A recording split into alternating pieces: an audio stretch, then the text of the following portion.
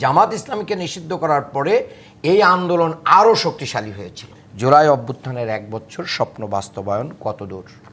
আবার আপনি আমাকে যে প্রশ্নটা দিয়েছেন যে এই অভ্যুত্থানের মাত্র কয়েকদিন আগেই আমাদের দলকে নিষিদ্ধ করা হয়েছিল, এই প্রশ্নটা খুব ইম্পর্টেন্ট। কেন বাংলাদেশ জামাত ইসলামীকে এই অভ্যুত্থান যখন একটা পরিণতির দিকে যাচ্ছিল সেই সময় আওয়ামী সরকার, ফ্যাসিস্ট সরকার নিষিদ্ধ করল?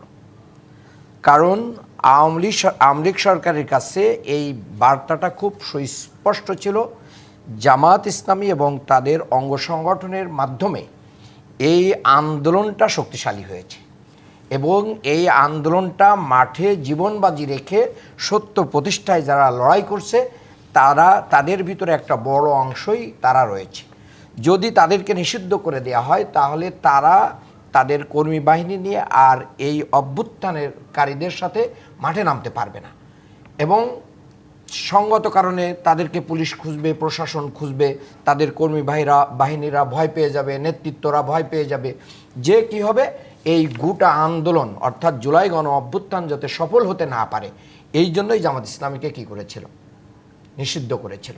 কিন্তু কি হয়েছিল, জামাত ইসলামীকে নিষিদ্ধ করার পরে এই আন্দোলন আরও শক্তিশালী হয়েছিল, অর্থাৎ দেশের মানুষ এটা মেনে নেয় নাই। আমি আপনাদেরকে বলতে চাই এই যে 36 দিনের একটা সফল আন্দোলন, এটা কিভাবে হয়েছিল? অভ্যুত্থান আন্দোলনে আসলে জামাত ইসলামী ছাড়া তো ছাত্ররা শুরু করেছিল, সবাই ছিল। আমি আপনি স্পেসিফিক জামাত নিয়ে প্রশ্ন করেছেন নিষিদ্ধের বিষয়টা, এই জন্য আমি এই পার্টটুকু বললাম। এই আন্দোলন ছাত্ররা শুরু করেছিল, আমাদের দেশের মেধাবী তরুণরা শুরু করেছিল, কারণ মেধার ভিত্তিতে নিয়োগ হচ্ছিল না, কোটায় নিয়োগ হচ্ছিল। তখন কোটা না মেধা নিয়ে স্লোগান আসলো এবং উই ওয়ান্ট জাস্টিসের স্লোগান আসলো। এরপর দিয়ে মানে এক দফায় রূপান্তরিত হলো এবং কিভাবে হয়েছে এই ইতিহাস সবার জানা। কেন ছাত্ররা এই অভ্যুত্থান করেছিল, ছাত্ররা এই অভ্যুত্থানে কেন জীবন বাজি রেখেছিল, কেন তারা আহত হয়েছিল, তার মূল কারণ ছিল এই দেশের শুধু নিজেদের অধিকার নয়, এদেশের মাটি এবং মানুষকে, এদেশের স্বাধীনতাকে মুক্ত করা এবং নিরাপদ রাখা। এই জন্যই তারা এটা করেছিল।